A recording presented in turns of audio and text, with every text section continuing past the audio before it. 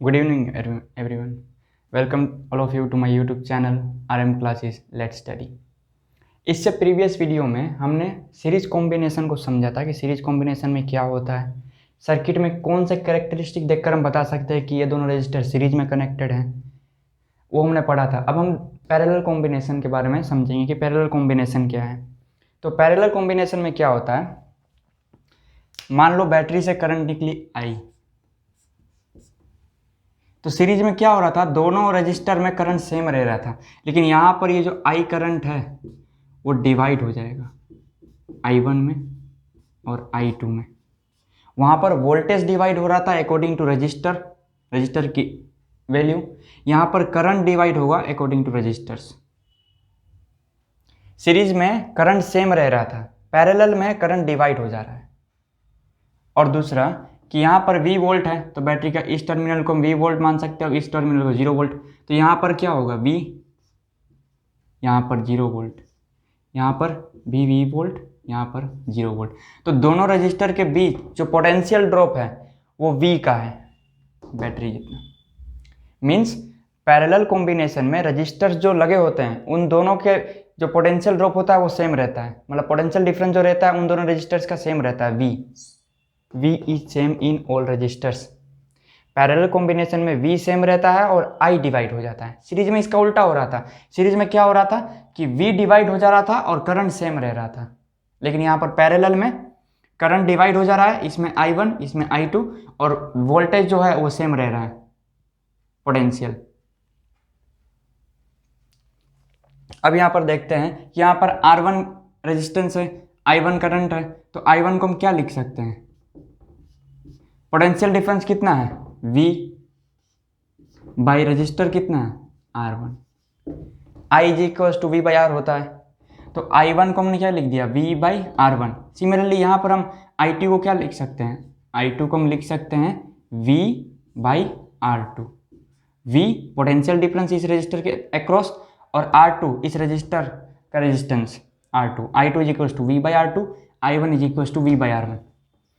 अब देखिए यहाँ पर जो करंट I था वो डिवाइड हो गया I1 में और I2 में, तो यहाँ पर हम ये लिख सकते हैं कि जो I करंट था वही है I1 प्लस I2।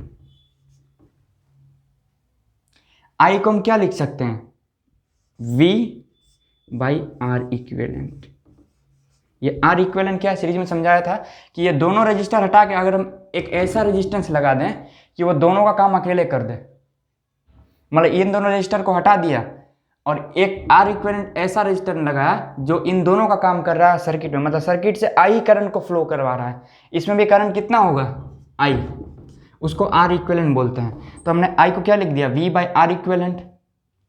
बैटरी सिर्फ R इक्विवेलेंट को समझता है, R1 और R2 को नहीं।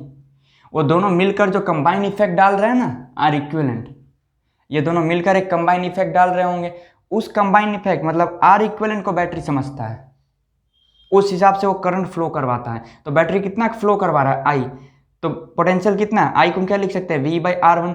तो पोटेंशियल कितना है बैटरी का, V, और वो बैटरी समझता किसको है, R इक्विवेलेंट को, तो V by R equivalent. Similarly I1 को हमने क्या लिखा है, V बाई R1, I2 को V बाई R2।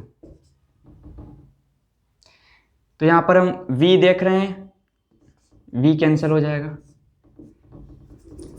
तो यहाँ पर क्या हो जाएगा, 1 by R equivalent is equal to 1 by R1 plus 1 by R2।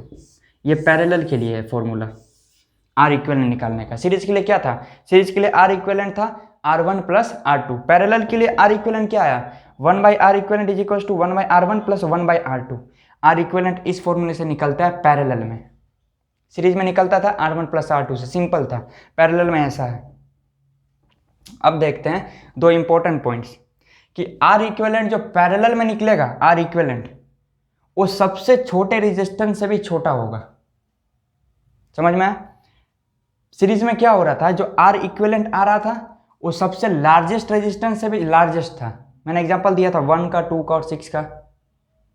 तो जो R इक्विवेलेंट सीरीज में आ रहा था वो 6 से भी बड़ा था, लेकिन पैरेलल में जो R इक्विवेलेंट आएगा वो रजिस्टर में इन दोनों में से जो सबसे छोटा होगा ना उससे भी छोटा होगा R इक्विवेलेंट। दूसरा, अब पैरेलल में n आइडेंटिकल रजिस्टर लगा दिए, मतलब यहाँ पे R R R R R के 2 लगा दिए ऐसे।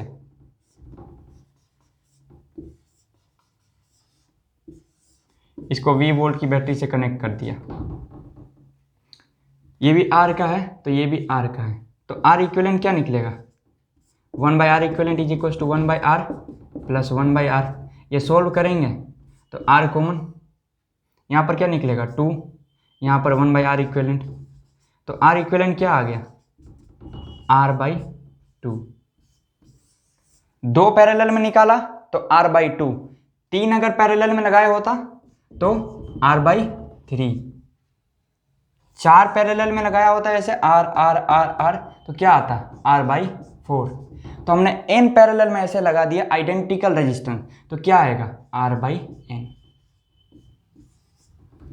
ये देखो पैरेलल में अगर n आइडेंटिकल रजिस्टर हमने लगाए हैं तो जो R इक्विवेलेंट होगा वो R/n होगा। सीरीज में क्या आ रहा था NR, पैरेलल में क्या आ रहा है R/n।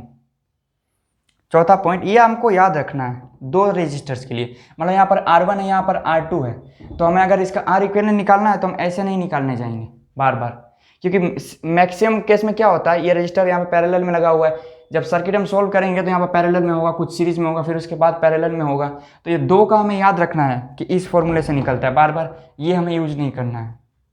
R इक्विवेलेंट के लिए क्या निकालेंगे R1 R2 नीचे R1 प्लस R2, ये वाला जो हमने डिड्यूस किया ना R यहाँ पर रख के देख लो, R R नीचे 2R, क्या आया R/2 आया था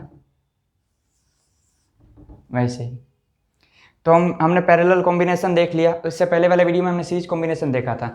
अब हम क्वेश्चंस देखेंगे, तो पहले एक बार रिवाइज कर लेते कि पैरेलल में क्या है।